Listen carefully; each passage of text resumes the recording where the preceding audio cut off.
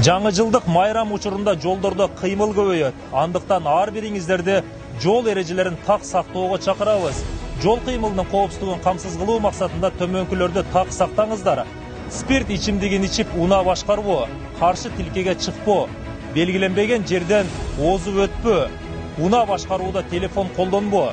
Урматтуу айдоочулар, сиздердин жоопкерчилигиңиздер өзүңүздөрдүн гана өмүрүңүздөр эмес, айланаңыздагы адамдардын дагы коопсуздугу.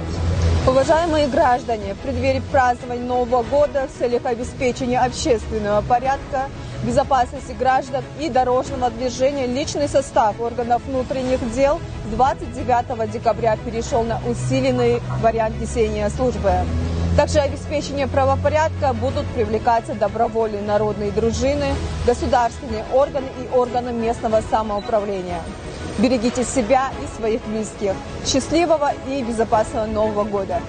Майрамды коопсуз жана тынчтыкта өткөрөлү.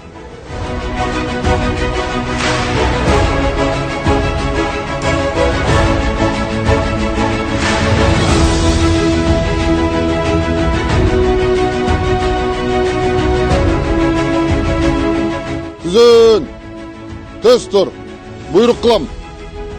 Кыргыз Республикасынын Борбор Бишкек шаарында коомдук коопсуздукту, жол коопсуздукту жана жарандар менен 102-ден түшкөн чакырууларды өз убагында тейлөөнү, мыйзамдуулукту сактоону